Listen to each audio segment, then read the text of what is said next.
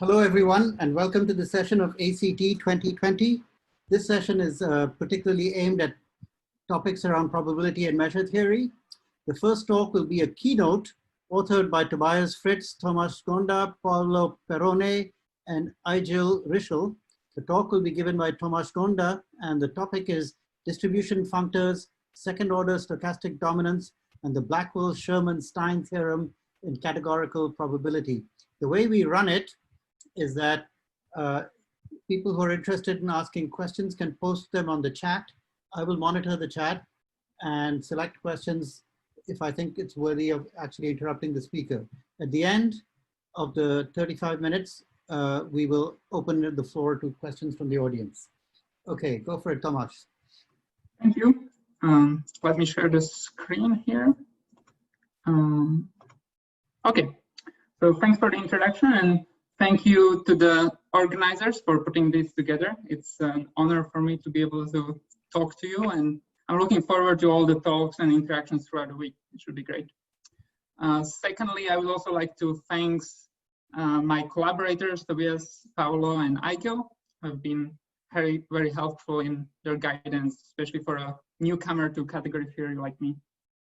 Okay, so let's start with categorical probability and what it is trying to do. So in categorical probability, we try to generally make computations and prove theorems about measure theory in a way that is maybe agnostic about the particular details, that the details of the measures or the norms and so on.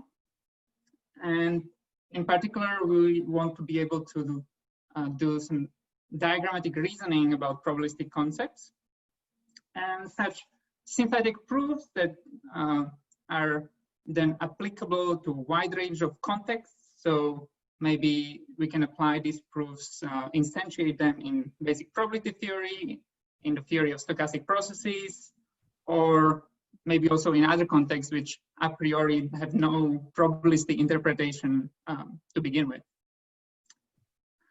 A slightly different angle on categorical probability comes from computer science and probabilistic programming, because it gives a kind of language or semantics for probabilistic programming. And this is a growing field that tries to simplify the implementation of Bayesian inference. I would say that this has quite a wide use base eventually, so this is interesting. Our particular setting for talking about categorical probability will be Markov categories, which have been studied in great detail by Tobias Fritz in the paper below. So what are Markov categories? In Markov categories, we have, of course, some morphisms, and the morphisms you can think of as some processes which have a random output, which is uncertain. And more specifically, you can think of them as stochastic maps or Markov kernels. And given two morphisms, we can also take a tensor product of them, which as usual, you can think of as just processes running in parallel with the inputs given independently. And a specific kind of morphism that is very important in terms of the interpretation is a state. So a state is a morphism from the unit object to a non-trivial object, and we can think of it as a probability measure. Now, this interpretation on the right, they are not going to be valid in all instantiations of Markov categories, but we will use them to connect the abstract concepts to more specific, concrete concepts that we are familiar with from probability theory. Okay, so essentially, Markov category is a symmetric monoidal category, but it's also equipped with some extra morphisms. So for each object, we have a delete morphism that allows us to discard each object. And on top of that, we also have a copying morphism that allows us to copy information or the object X. And these two have to satisfy certain properties, so they have to form a commutative commonoid, but we will actually not use this explicitly, so I didn't go into that detail. We also impose that the probabilities are normalized, which we can think of in terms of this equation at the bottom. And this is something that you can do, but don't have to. And again, this is not going to explicitly come up, so it's not so important for this talk specifically. Okay, so that's the abstract Markov category. Now, what are some examples? The most mundane examples you could say are categories like Finstock, which is a category of finite sets and stochastic matrices, or more generally, we can think of measurable spaces and Markov kernels between them. So these are the kind of most standard examples that the abstract formalism is kind of modeled against. And then we can have some more slightly different examples like the category Gauss, which essentially is a category in which all the uncertainty comes in a normally distributed form. So it's only Gaussian noise can be introduced.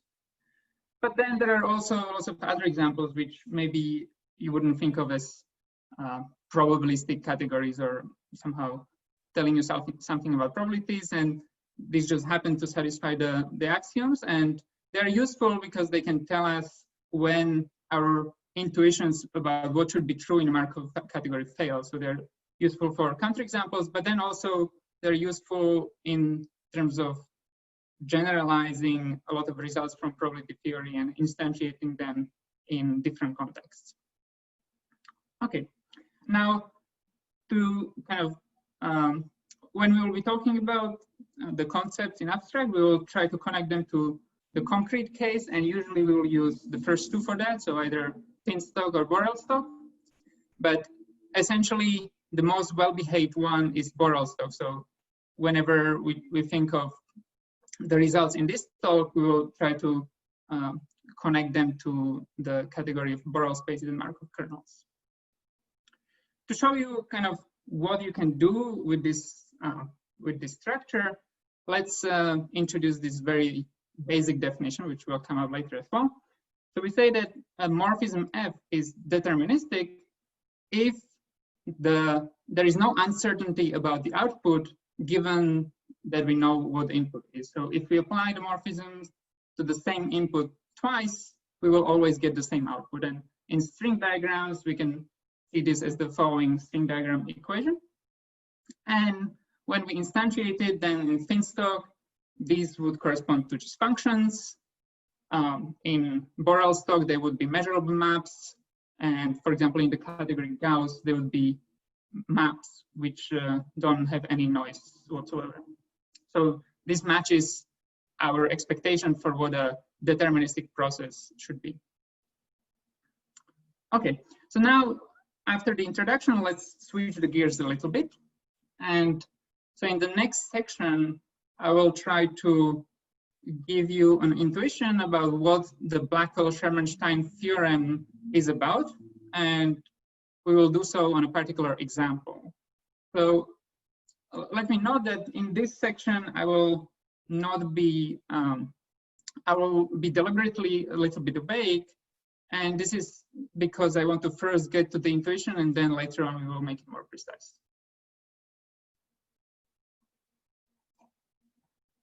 Okay, so here's the example.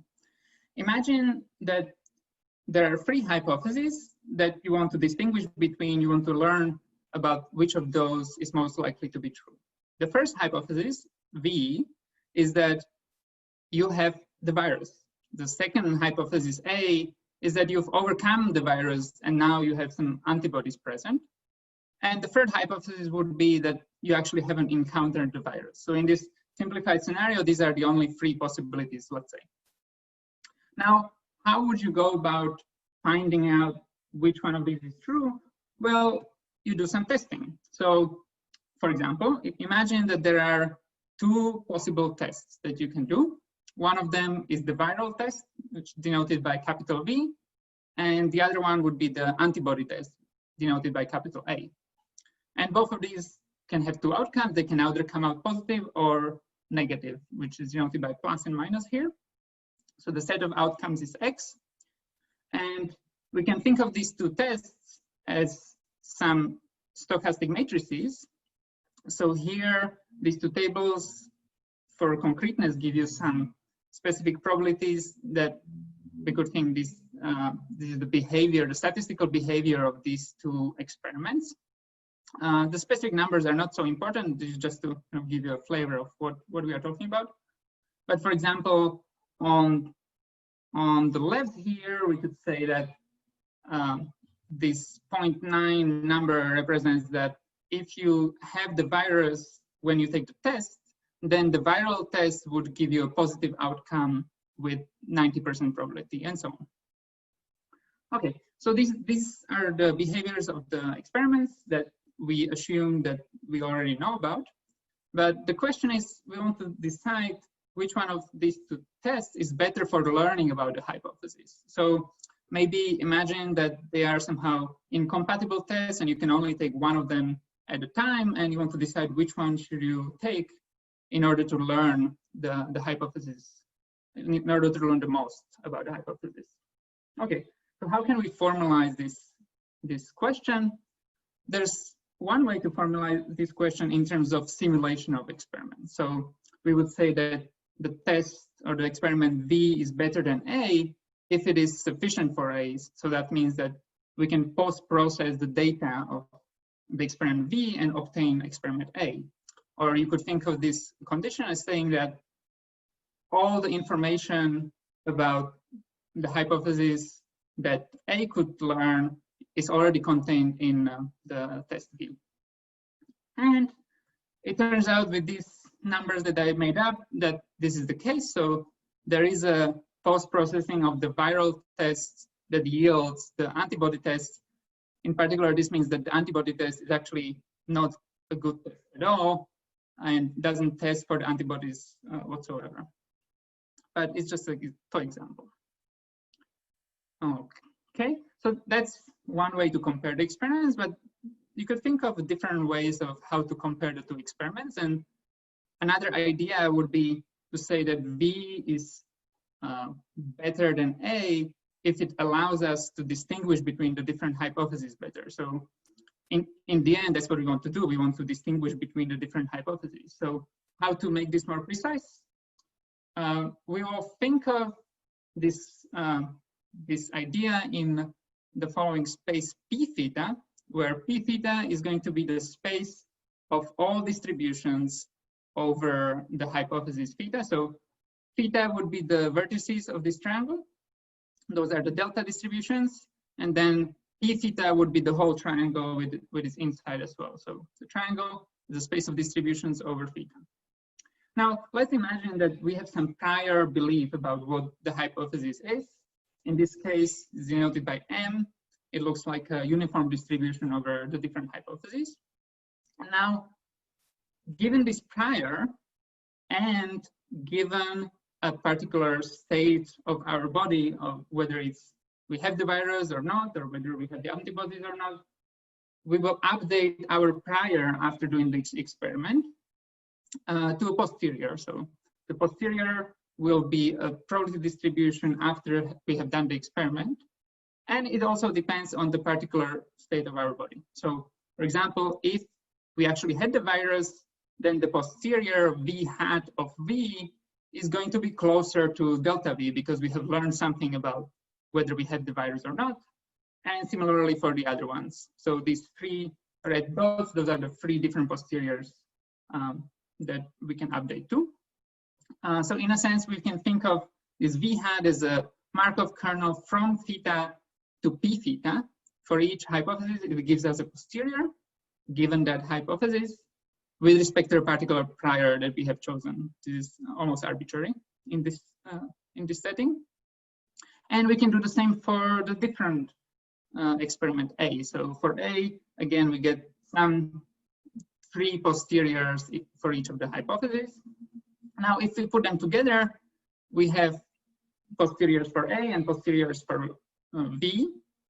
And the question of which one is more informative essentially ends up being the question of which posteriors are more spread out. So you can think of the spreading of the posteriors as learning procedure. So if we move from a particular prior far away, that means we have learned a lot by doing the experiment. So in this particular case, you can see that the V posteriors are farther away from the prior than the A posteriors, and this means that they are more spread out. Now, the question of when measures are more spread out, when one measure is more spread out than another one, is precisely the question that's captured by what's called the second order stochastic dominance. So we can use the second order stochastic dominance to assess which one of these experiments was more informative. So in particular, what this means is that we say that the posteriors of V, when we combine them with convex combinations according to the state M, are more spread out than the posteriors of A, again combined with the relevant convex combinations. If there is a dilation, so dilation is a specific kind of map or Markov kernel from p theta to p theta that dilates the measure for A to the measure for B. And the specific question of what the dilation is basically, it is kind of what you would expect from the picture, is that it takes the measure for A and it spreads them out, it dilates them. We'll make it a bit more precise a bit later, but let's not get into the very details right now. Anyway, so what we have is two different ways of comparing the two experiments, and now the question is, should we use one of them or the other? Well, the Blackwell-Sherman-Stein theorem tells you that in fact you don't have to choose, they are the same. So these two different ways of comparing the experiments give you the same ordering among the experiments. And this theorem, you could say, that gave rise, together with some other results, to the theory of comparison of statistical experiments in the 20th century. Okay, so that's it for the intuition. And now, in order to be able to take this theorem and generalize it to the context of Markov categories, there are a lot of elements that we have to somehow extend the meaning of to Markov categories. So in the next section, that's what we will do. And then we'll come back to the theorem and state the general version with the notions that we introduced now.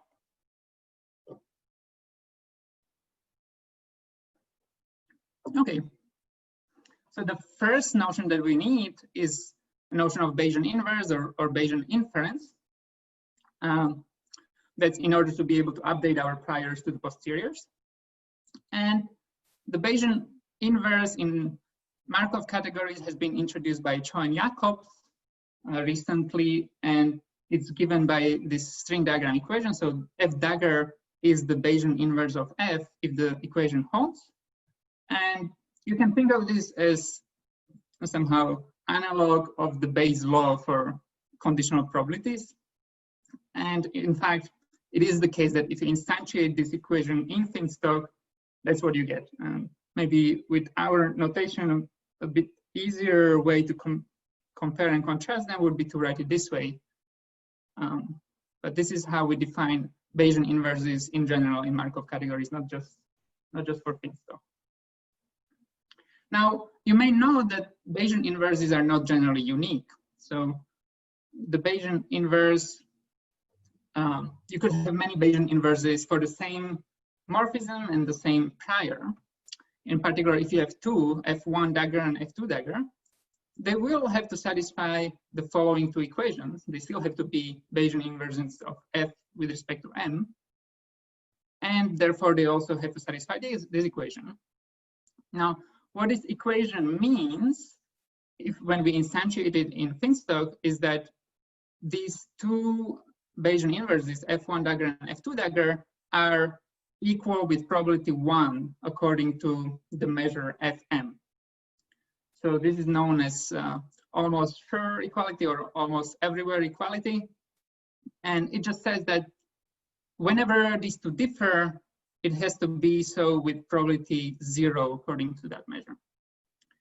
And again, we take this diagrammatic definition and think of it in more general context in Markov categories. And you just denote this equality relativized with respect to the measure with this equality with respect to Fn, almost surely. And this will come up later again as well.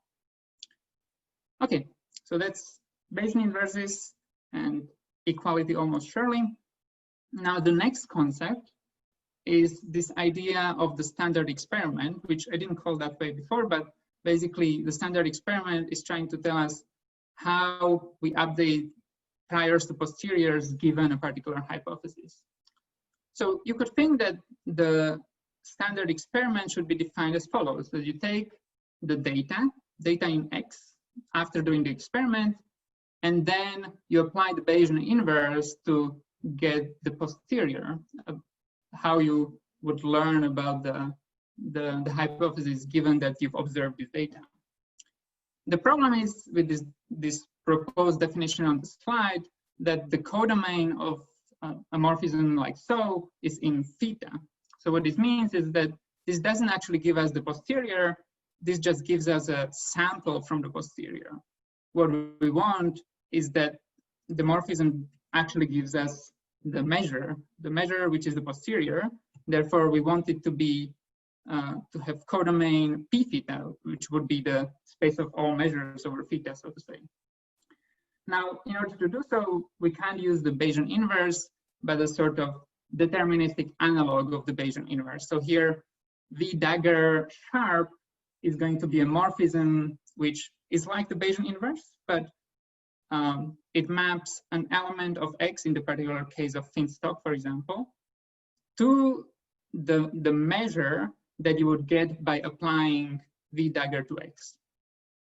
And in this way, we can then get the standard experiment on the left from the experiment V, which we know the behavior of, the Bayesian inverse with respect to some specified prior. So the dependence on M, it's implicit in there.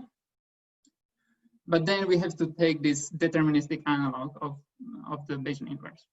Now, I still didn't tell you what p theta is in general Markov category, so this still doesn't quite make sense. But we will use precisely this idea to define what p theta means on the next slide. So let's do that now. Essentially, what we would like is that we have some kind of identification between the stochastic matrices from X to Y on one side and functions from X to Py on the other side. Now, this is not possible in thin stock because the set of all distributions over even a finite set is going to be infinite in general, and therefore we can't have this identification internally within thin stock. However, it is possible in Borel stock. So in Borel stock, there is this kind of identification between Markov kernels from X to Y and measurable maps from X to the space of distributions over Y. And we use precisely this idea to define what p theta and py means in Markov category, and we call them distribution objects. So we would say that the Markov category is representable if there is a bijection between the set of morphisms from X to Y and the set of morphisms which are deterministic and mapped from X to Py. And this is how we define the object Py. And in particular, if this is the case for all Y, if such a distribution objects exist for all Y, then what we get is a functor E from the original Markov category to its deterministic subcategory, and this functor is going to be right adjoint of the inclusion functor of the deterministic subcategory inside the Markov category. And because of this adjunction, we get a monad, and in particular case of Borel stock, this P gives us the Giry monad, or more precisely, it's the restriction of that monad to standard Borel spaces, if you know what that means. Okay, so now that's the definition of representable Markov categories, and now we can make sense of p theta and so on. But before we go on, there's some kind of distinguished morphisms that we get from this adjunction. So in particular, we get the unit. So unit would be the delta morphisms. That's how we denote it, and it will map. You can think of it as mapping an element of y to the delta measure over y. So it would be the instantiation in Borel-Stoch. And likewise, we get the co-unit that we call the sampling map and denoted by samp. And this is the morphisms in C represented by the identity in the deterministic subcategory. And the way to think of this morphism is that it takes a particular measure in Py and gives you a sample distributed according to that measure. Of course, again, these interpretations are only going to be valid in Borel-Stoch, but they're useful to be able to make sense of it and understand what's going on. Okay, now we can use this sampling map to define what we mean by a dilation, because we still need to know what dilations are in order to give the general statement of the theorem. So let's do that. A dilation now is going to be mapped from p theta to p theta. Now we know what p theta is. It's a distribution object associated to theta. And the condition that the dilation has to satisfy is that it preserves centers of mass of distributions, or what you could say are barycenters.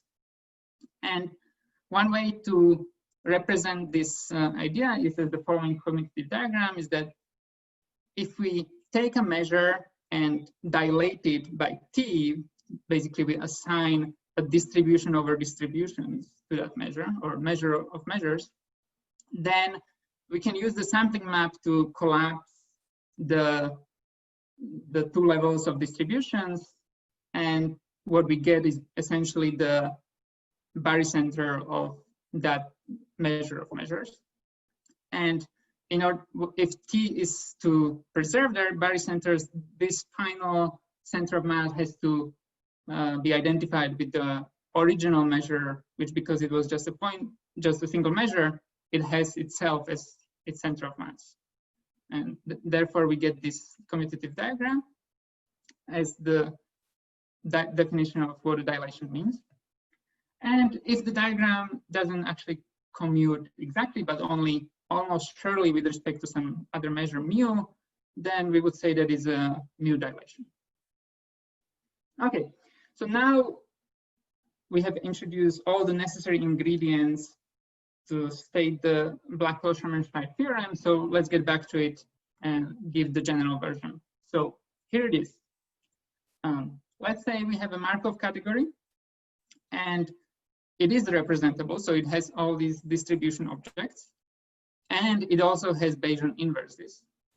Well, then we can say that for arbitrary prior m, so m here is a state on theta, on the space of parameters or hypotheses, and that we think of as the prior belief, we have an equivalence. So an equivalence between, on the left-hand side, a condition that tells us whether A can be simulated from V by some post-processing, and the simulation only has to be with probability 1 according to M. And on the right-hand side, we have the condition that the posteriors of V are more spread out than the posteriors of M. And this is again expressed by the existence of a dilation that dilates the posteriors of A to posteriors of B. Now, there's a couple of points which are worth mentioning here. So first of all, you can see that it is not quite a dilation on the right-hand side here. So it is a dilation with respect to A hat applied to M. And we can think of what this means in the particular example that we had before. So if we recall the example, we had these two experiments with the different spaces, different posteriors. And what we wanted is a dilation that dilates the posteriors of A to posteriors of V, but we don't actually need it to be a dilation everywhere on this triangle. So it only needs to be a dilation almost surely with respect to these posteriors. So that's the reason for that. And Also, you may notice I mentioned that this simulation is only supposed to hold M almost surely. And this is not the traditional way of presenting the theorem. Usually you would have an exact simulation there. But we can also recover that. So if it is the case that almost sure equality with respect to this measure M implies equality, well, then we get the standard version of the theorem with exact simulation on the left. And this also illuminates, in some sense, the reason why traditionally the theorem is only stated for finite or discrete spaces, sets of hypotheses.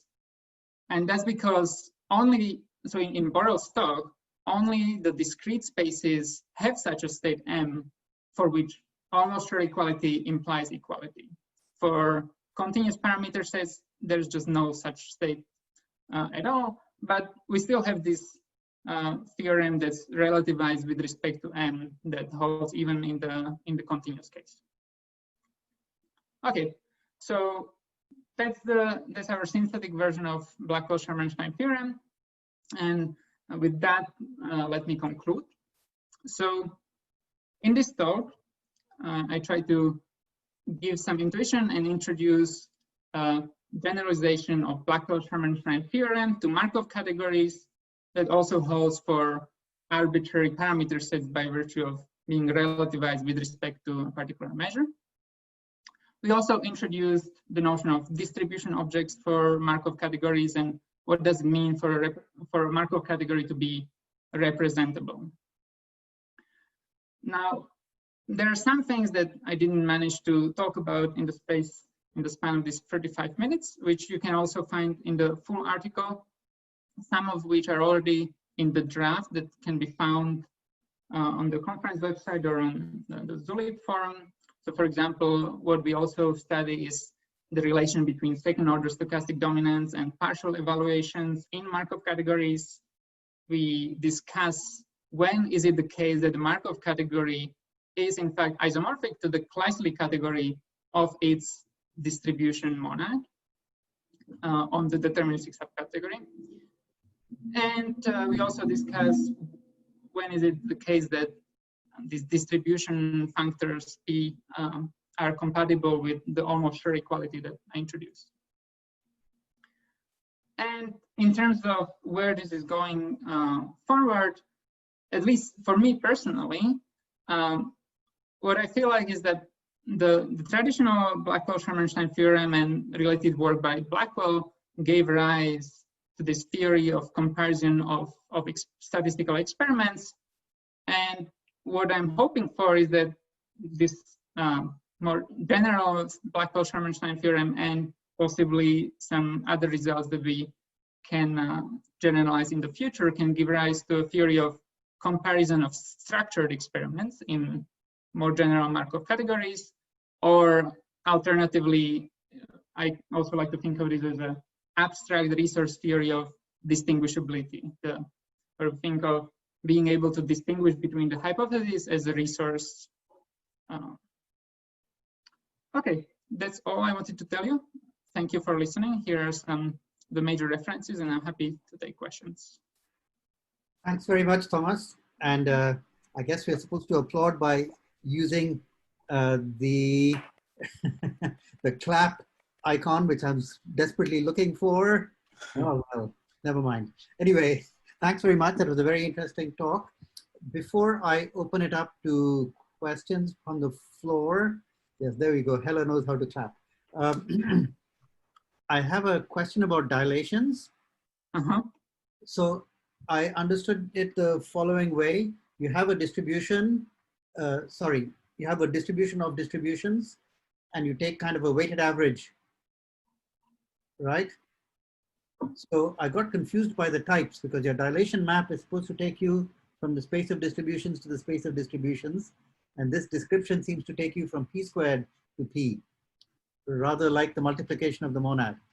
So yes, can you clarify this for me, please? Yes, you're right to be confused. I try to kind of simplify it a little bit and sweep things under the rug. So essentially what this is trying to capture is a diagram. Okay, I don't want to write, I think I can explain it. So it's a diagram which is one level higher, which would be going from pp theta to pp theta for pt. So that would be the corresponding deterministic analog of the dilation. And then you would have the multiplication of the monad, which would be p sum. And then you can show that if the monad is compatible with almost sure equality, these are actually the same. So these two conditions coincide. And all barycenter preserving maps come this way? Yes. Interesting. Okay, so I know Arthur at least has a couple of questions and possibly others. So Arthur, can I invite you to ask your questions? Sure, thank you. Thanks for the talk. It was very nice. My video is not working. I don't know why, but so I had a question about the statement of the theorem, I guess. You mentioned that under certain conditions, if there exists a G that allows you to factor the map, then these conditions hold, or I guess you called it F in this case. So, I mean, in general, like you won't be able to get this to happen, but what if it just so happens that if you change the coefficients or the entries of V just slightly by some epsilon, then such an F exists? Can something like this happen? Or I guess like, yeah, what happens if you're close to this happening, but it doesn't quite happen on the nose? Yes, so this ordering that compares experiments, even traditionally, is a very sparse ordering. So there's not, if you just come up with any two experiments, they're not going to be exactly ordered. So if you think of, maybe if I go to this picture, well, if you just perturb A slightly, then it's not going to be exactly, you are not going to be able to dilate it exactly to V. And that's basically saying that A would tell you something that V doesn't tell you, but maybe even very weakly. So therefore, a lot of what people are interested in is somehow weakenings of this order, where you ask for approximate ordering and so on. And this is something that we haven't studied, but also at this present moment, I feel like there's just not enough of a machinery for talking about approximations in Markov categories to even kind of begin that. So I guess there's still some gap towards talking about approximate comparison experiments, but eventually, if you want to make this notion kind of more meaningful, then you would want to do that, I would say. That's interesting. So you imagine introducing metric structure into the theory of Markov categories? Well, I'm not sure. At least some notion of closeness. I'm not sure if it would be a metric structure, but yeah, I haven't thought about it, so I shouldn't say too much. So Simon Willerton would like to ask a question. Yeah, so just a quick question. So the theorem at the end, so you've expressed it in terms of string diagrams. Is there a string diagram proof of this? Yes, that's right.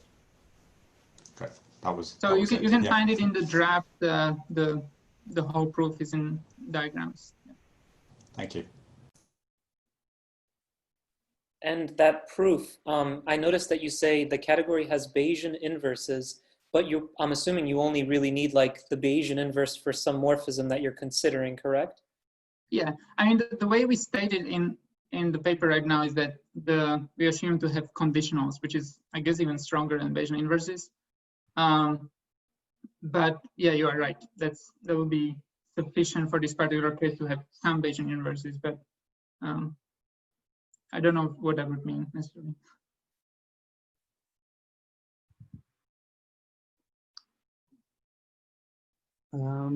I don't see anyone else with their hand raised. So I'd like to thank Tomáš once more. And this time I think I know how to do it. Thank you very much for a very interesting talk. By the way, are the speaker's slides accessible somewhere? I put the slides on the Zulik forum. I can also send them in the chat here. That would be fabulous, because I would definitely love to study these slides in some detail. Okay, thanks very much, Tomáš, one last time. And thank you.